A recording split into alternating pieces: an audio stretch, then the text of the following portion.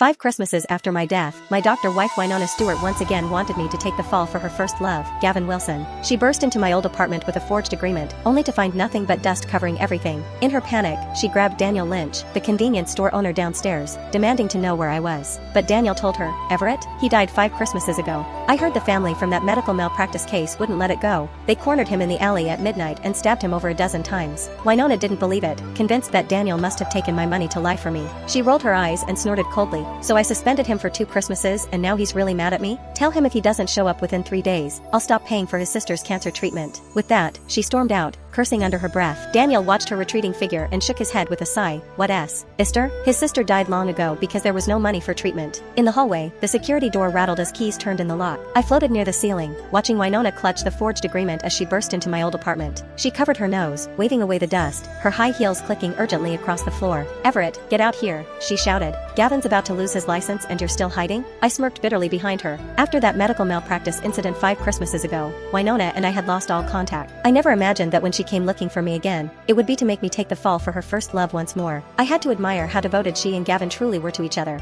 Winona circled the room twice, her gaze sweeping over the dust-covered sofa and cobweb-laden windowsill, her tone growing more disdainful. What's this disappearing act? Where could someone kicked out of the hospital possibly hide? Gavin just texted that the police have started investigating. Do you want him to go to prison? I'm counting to 10. Get out here now. Watching her impatient face, I thought that after 5 Christmases, she still had that same entitled attitude. But no matter how high she counted, I would never appear before her like an obedient dog as I had in the past, because I was already dead. Winona continued shouting, Everett, do you hear me? I'm just asking for a small favor. Why are you being so petty? She suddenly spun around and kicked the bedroom door, the wood making a dull thud. But inside remained empty. Winona sighed impatiently, searched the room fruitlessly, and finally realized no one was really there. Muttering under her breath, she slammed the door and left. The convenience store door was yanked open violently. Winona grabbed Daniel and asked, have you seen Everett? The guy who lives on the 3rd floor. Daniel paused, wiping the grease from his hands. Everett? He died 5 Christmases ago. Winona's movements froze for a moment, then she let out a cold laugh. Who are you trying to fool? How could someone like him possibly be dead? I'm not lying. Daniel pointed toward the alley entrance. 5 Christmases ago, the family from that medical malpractice case cornered him in the alley and stabbed him over a dozen times. He died on the way to the hospital. What's your relationship to him?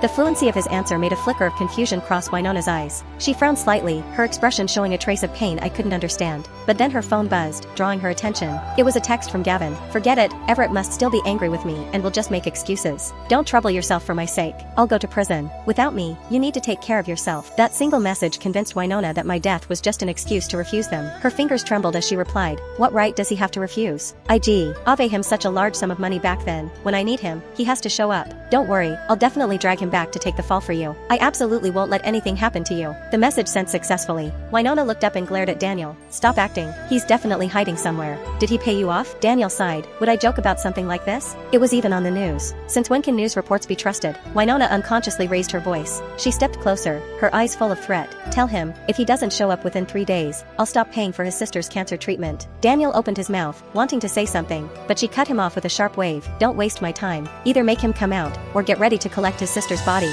With that, Winona turned and walked away in her high heels. The convenience store door slammed shut with a bang. Daniel watched her retreating figure, shook his head. And he sighed to the empty air. What sister? His sister died long ago because there was no money for treatment. I floated nearby, looking at the water bottle that had been kicked aside on the ground, my soul feeling soaked through by that icy liquid. That money never reached my hands. While my sister Emily Gibson lay in her hospital bed waiting for money to save her life, Gavin was using it to buy imported equipment. And while I was stabbed and bleeding out in that alley, Winona was accompanying Gavin to a medical conference. Now she was using a dead man's name to threaten another person who was long gone. My soul seemed to be crucified beside Winona like a Christian martyr, forced to follow her back home. The moment the door opened, Gavin rushed forward eagerly, his eyes filled with anticipation. Winona, how did it go? Did you find Everett? Winona shook her head, looking dazed. No. And they said Everett is already dead. Dead? Gavin's eyes widened in shock as he stepped back half-pace, instinctively grabbing Winona's arm. How is that possible? Is he deliberately hiding from us and made up an excuse to fool you? Winona frowned in silence. Seeing this, Gavin forced a bitter smile. That must be it. Everett is definitely still angry about what happened 5 years ago and doesn't want to help me, so he's telling this lie.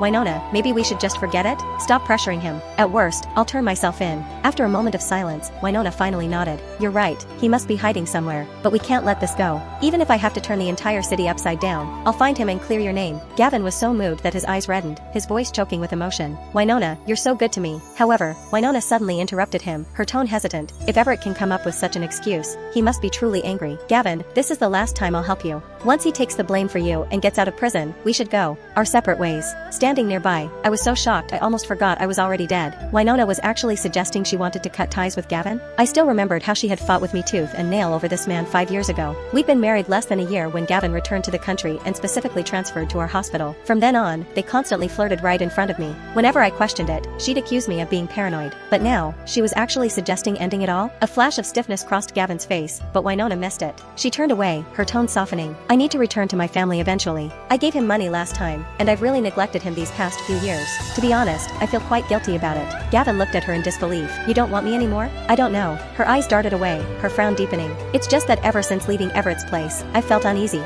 Like something terrible is about to happen." She paused, then her tone became resolute again. "But I will definitely see this through for you. I won't stand by and watch you go to prison. I'm going to find him right now. Wait for my news." With that, she turned and left, her retreating figure radiating determination and resolve. Gavin remained standing there, motionless. The pitiful, vulnerable act from moments before had completely vanished. I could clearly see his eyes had turned cold as a poison blade, and what escaped through his clenched teeth was actually my name. Winona was clearly desperate to find me, and her first instinct was to look for me at Emily's place. I followed her car all the way to the hospital. This route was painfully familiar to me. During that period, my life revolved around just 2 points, the hospital and home. So many years had passed, yet nothing had changed. I watched as Winona floored the gas pedal, her brow furrowed with worry from the moment she got in the car. Without a doubt, she was fretting over Gavin again. She didn't even wait for the car to come to a complete stop before rushing into the inpatient ward, grabbing a nurse at the station. "Help me look up Emily's room number." "Oh, sure." The nurse looked startled for a moment, then bent down to search through the records. Suddenly, a cold laugh came from nearby. Well, if it isn't Dr. Stewart. "What brings you to slum it in a place like this?" Winona turned around, her expression instantly darkening. It was Leah Roberts, a doctor who used to work in the same department as her. As far as I knew, the two had never gotten along. For some reason, after my medical malpractice incident, Leah had also resigned and left that hospital. Now, seeing each other again, neither could hide their mutual disdain. Winona looked her up and down, her tone icy. "Where I go is none of your business." Leah crossed her arms, a mocking smile playing on her lips. "You're absolutely right, it's not